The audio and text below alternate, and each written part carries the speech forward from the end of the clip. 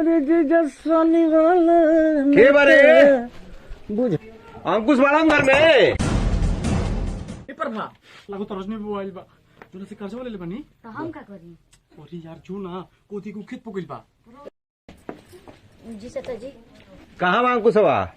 वहाँ के तो खेत में गइल बानी। पैसा ले लेके आ खेत बाजार घूमत रहतड़न। पैसा हाँ पैसा कहता नहीं, कर्जा लेके आ गरू भैंस खरीद ले बड़न हमरा से आ कुल खोल के ले जाई कह दिए उनका से। ठीक है चाचा जी। हाँ चेता देता नहीं, जरूर कह दिया।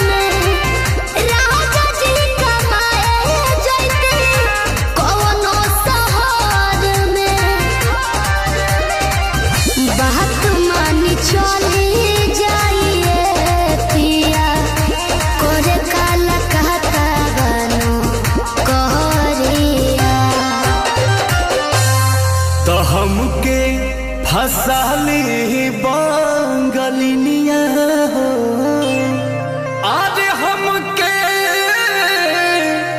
फसाली बांगलिनिया हो, तो हमके फसाली बांगलिनिया हो, जाइब ना पुरुबोरिया हमके फसाली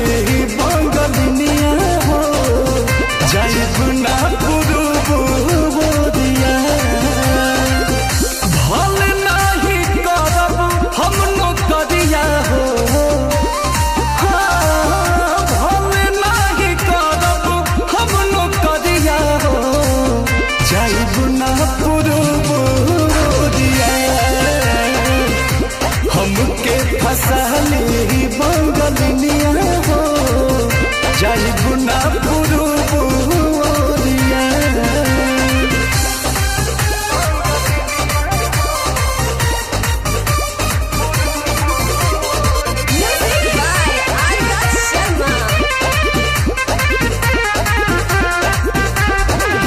केहू के दिहला करौआ पियब नहीं पनिया, बहन नहीं पावे केहू मोर सवतिनिया।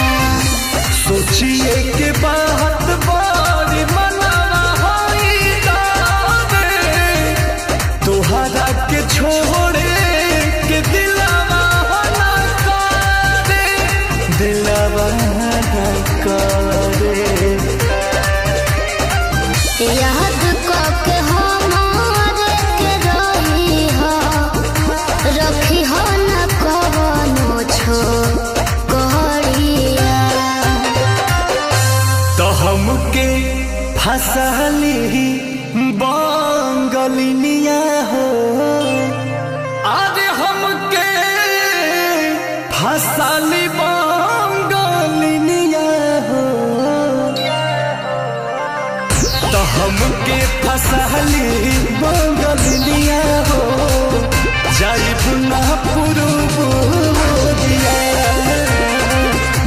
हमके फसाली बंगलिनिया हो, जाइब ना पुरुबोरिया भल नहीं करब हम नौकरिया हो, भल नहीं करब हम नौकरिया हो, जाइब ना पुरुबोरिया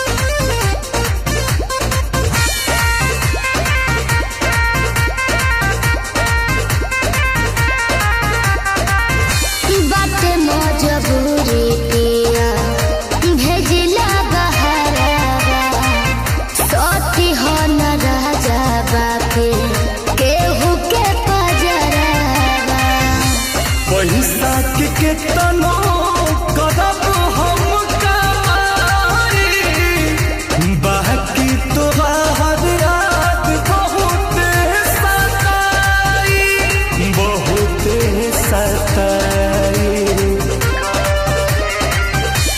अंकुश राजा बस तूरी हना हमसे सनहिया के डोरिया तो हमके फसली बंगलिनिया हो आज हमके फसली बंगलिनिया हो हमके फसली बंगलिनिया हो जाई गुना पुरुबुरिया हमके फसली बंगलिनिया